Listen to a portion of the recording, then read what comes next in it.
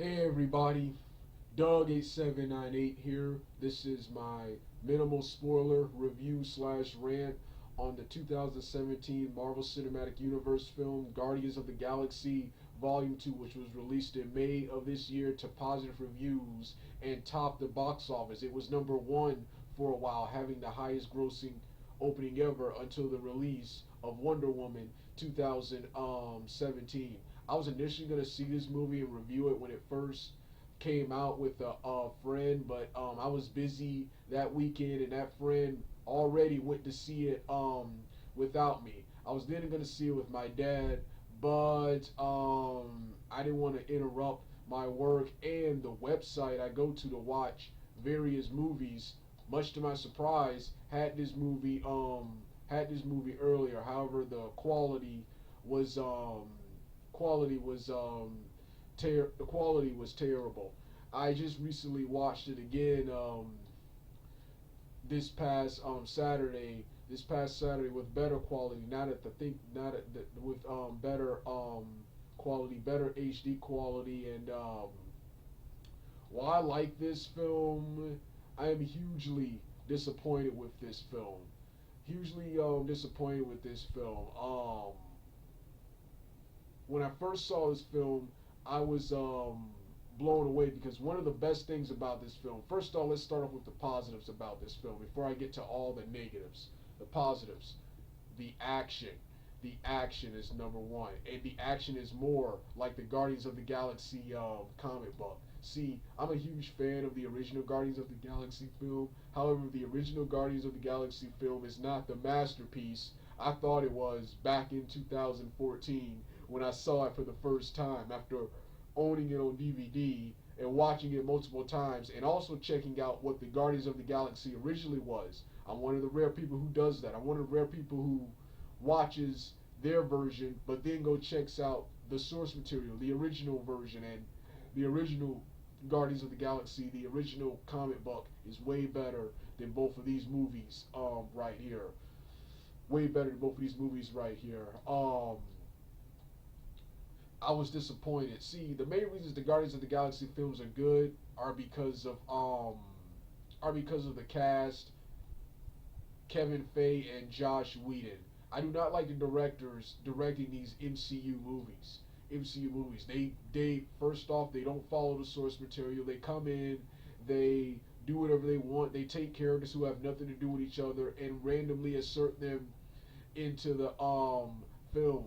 And that's what James Gunn does. I cannot stand James Gunn. I think he's overrated. His movies are good because of the cast, because of the cast and the set pieces and etc. etc.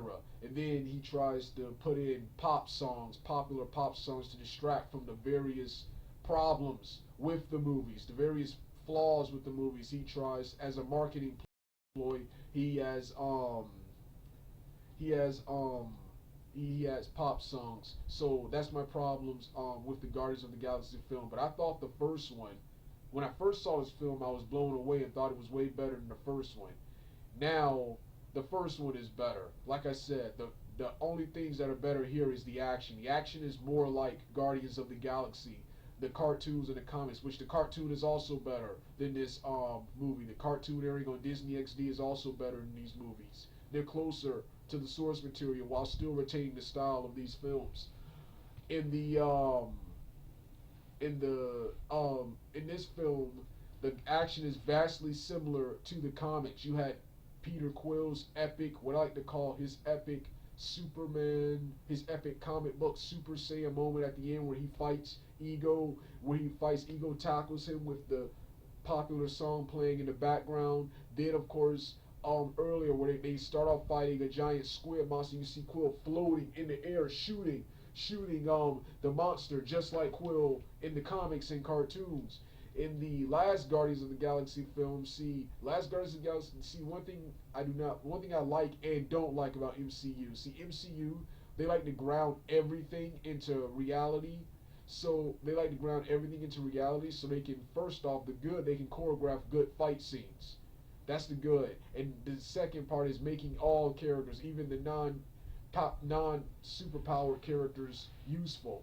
Here's what I don't like about it. These characters in the comic books are extremely powerful. Characters like Thor, Hulk, Drax, Gamora. In the comic books, even Quill, a human. They're extremely powerful in the comics. Here, you don't really see. You see a couple of decent action sequences, but you don't really see that much power. Then one problem I had with the original Guardians of the Galaxy, the actors in the first film, with the exception of that Damon Hajime guy who portrayed Korra, the black guy who portrayed Korak in the original, and of course Dave Bautista, who was a professional wrestler. None of the cast members in the original could fight. None of the cast members in the original could fight, unlike the other MCU actors. Unlike the other MCU actors. So like I said, the action was way better here. The second thing was I loved Peter Quill's and Yondu. Yondu was so much better here. Their development in the film. Their development in this film. I also love the cameos of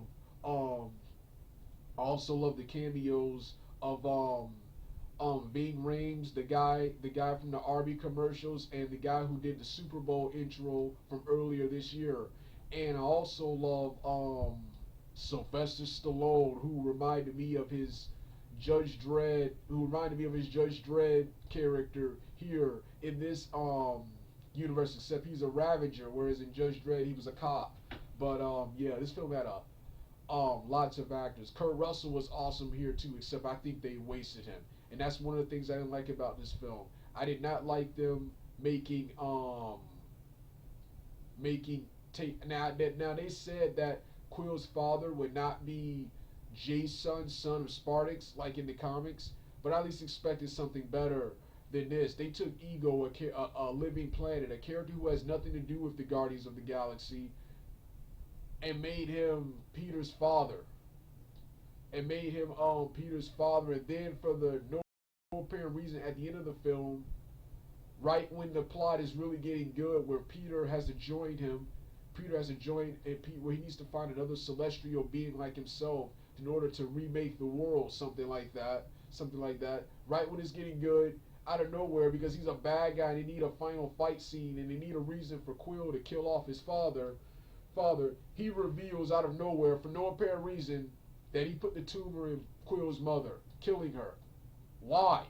And then so out of nowhere, and they did this so Quill can, with no sympathy, could kill his father. You had a good, decent villain, and for no apparent reason, like a comic book villain, and his plan, he reveals that he killed Quill's father. Stupid. And then yeah, the bad was the jokes. My God, the first one, the humor was more natural than the first one. Here, the humor was terrible, and it took away from the story. Drax and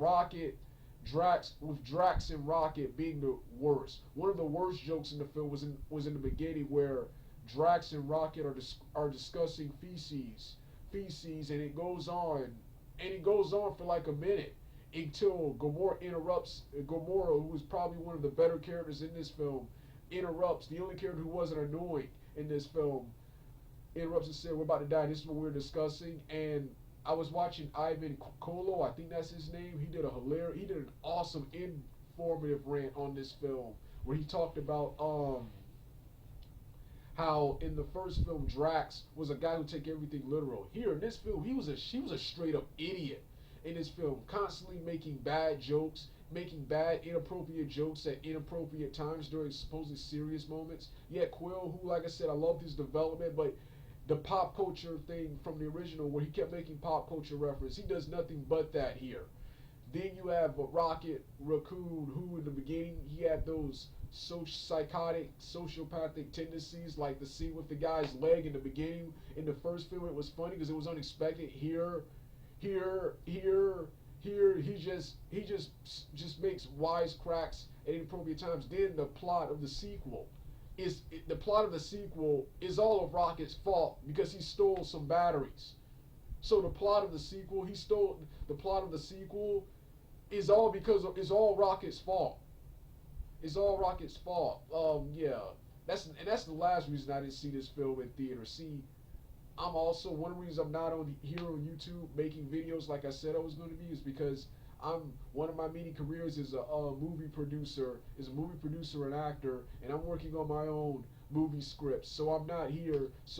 What's his name? So I'm not going to be giving my money to all these adaptations, especially half-ass, craptacular adaptations like this. Guardians of the Galaxy is still a fun summer action comic book film, but like, um, I think his name is Dave the Beast, something like that. He also did a rant on Guardians of the Galaxy Volume 2, and he's a huge comic book fan, Marvel and DC, and he, like you see this Guardians of the Galaxy film is a parody of the Guardian of the Galaxy comics. Every character is a caricature of themselves. They're not as powerful as their comic book counterparts, and storylines are completely different from the comics. At least other films like Avengers and Doctor Strange and the original Iron Man, they follow the comics a bit. They follow the comics. This is completely different. This is a minimal non-spoiler review on my main channel, Doug8798. On my main channel, Doug8798. On my main channel, Doug8798, I'm gonna do a comic book narration review with me showing stuff from the comics. Then I'm gonna do two longer in-depth reviews on my Super Vader 400 channel. Super Vader 400 channel. But this was a minimal spoiler review. Don't feel like watching the film again. I was gonna do the full spoiler review now with the link in the description box below, but I decided not to. It's just this one right now. It's just this one right now. But yeah, so yeah, a good summer comic book action, science fiction flick, but a disappointing Marvel cinematic a disappointing Marvel Cinematic Universe film, and I won't be watching any more of James Gunn's films. I won't be watching any more of his films in theaters unless I go see it with a friend. Luckily, I got what I wanted. Guardians of the Galaxy in Infinity War next year. That's what I wanted. I want to see them crossover with the Avengers. Crossover with the Avengers, and they will be in the cast of Guardians of the Galaxy will be in Avengers Infinity War next year. So that's a plus. That's a plus. But so like I said, the action, Quill and Yondu's development were the best parts of the film. Mantis, she was annoying too. I liked her character, but she was annoying, and I hear she was vastly different from her comic book counterpart too. So yeah, this was my minimal spoiler review / rant on the Guardians of the Galaxy film. I'll probably also be doing another longer rant on that James Gunn guy, because he's starting to be on directors that piss me off list. Well, this was my review / rant on Guardians of the Galaxy 2. Like I said, the development of Quill, Yondu, awesome. The action, awesome. But the forced humor and inaccuracy with the comic books kind of ruined the film for me. But I'm done, people. All right, I'm out.